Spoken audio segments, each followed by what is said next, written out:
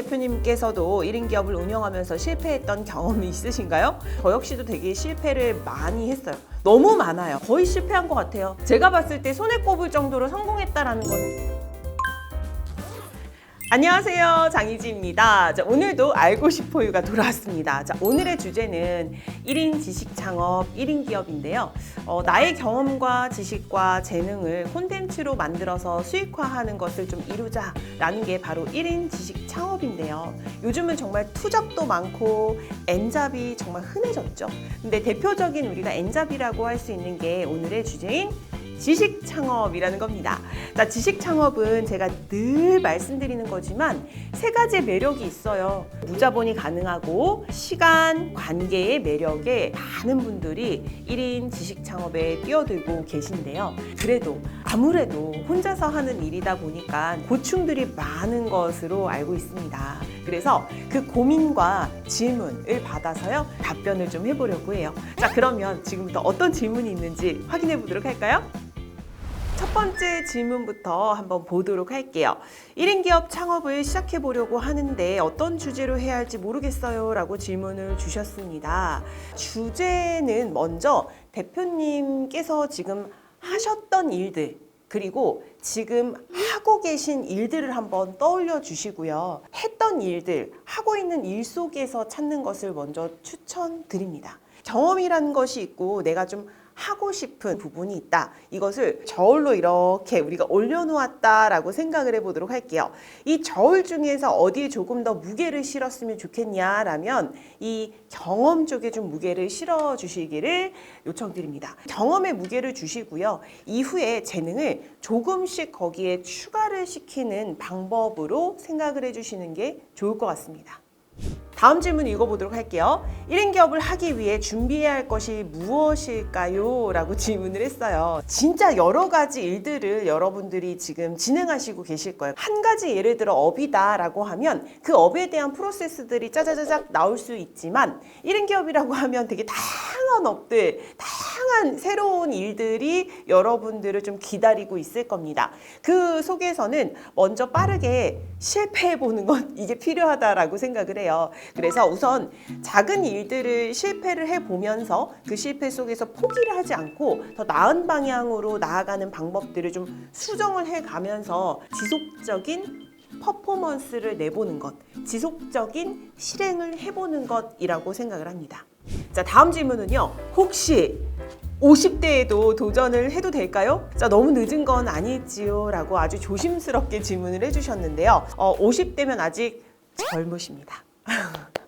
현재 제 멤버 중에서 73세 분도 계시고요. 아주 왕성하게 활동을 하고 계십니다. 인스타 하시고요. 블로그 운영하시고요. 유튜브 하십니다. 기본적으로 SNS를 다 갖춰서 하고 계시고 오픈 채팅방도 운영을 하고 계십니다. 세일즈까지 직접을 하시면서 퍼포먼스를 내시고 계시는데요. 50대라면 어찌 보면 경험들도 굉장히 많이 있을 거고 내 경험치를 바탕으로 어떤 노하우들이 쌓이셨을 것 같아요. 사회적으로 인맥도 어느 정도 있을 거고 아주 유리한 나이라고 생각을 합니다. 결론은 아직 늦지 않았습니다. 다음 질문 보도록 할게요. 1인 기업 운영에 대한 정보는 어디서 얻을 수 있나요? 라고 질문을 하셨어요. 일단 제게 오시면 돼요.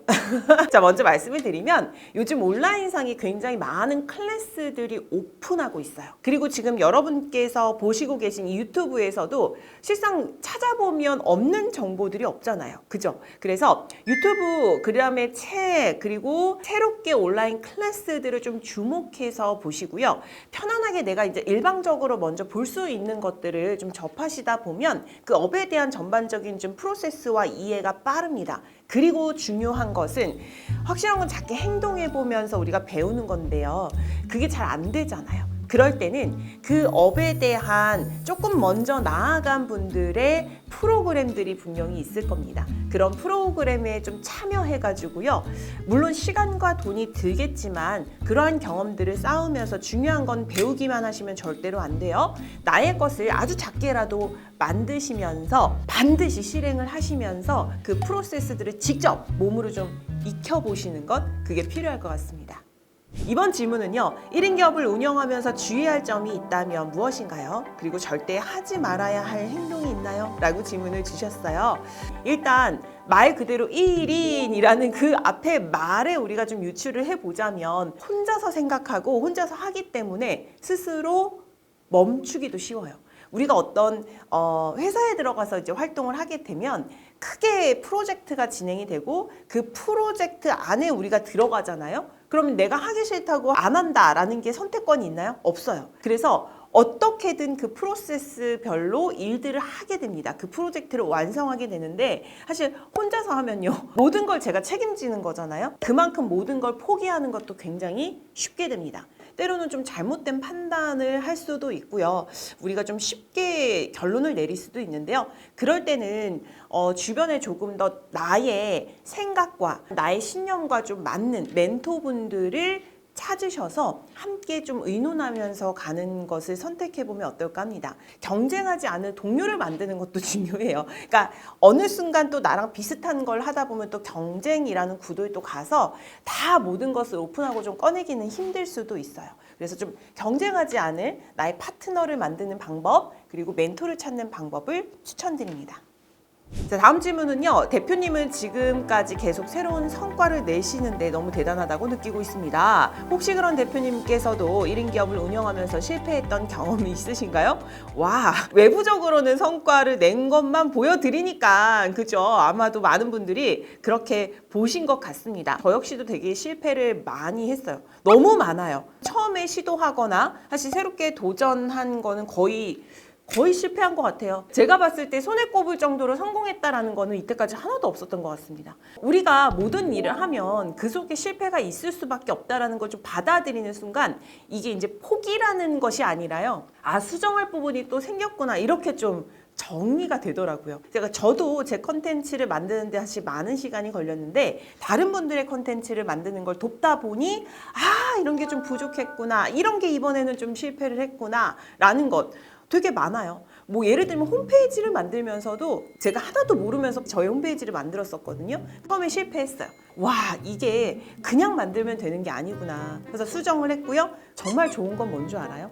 제가 되게 많은 실패를 하면 할수록 제가 말씀드릴 수 있는 것들이 많고요. 전달할 수 있는 부분들이 더 많아져요. 아, 다음에 홈페이지 만드시는 분한테는 이렇게 저처럼 실패하지 않게 이런 이야기를 할 수 있겠구나. 물론 나는 안 좋은 부분이 있겠죠. 시간을 버린 경험도 있을 거고요. 사람과의 관계에서도 뭔가 좋지 않은 결과가 나오는 경우도 있을 거고요. 금액적인 부분에 있어서도 우와, 내가 진짜 이런 데 돈을 썼다니.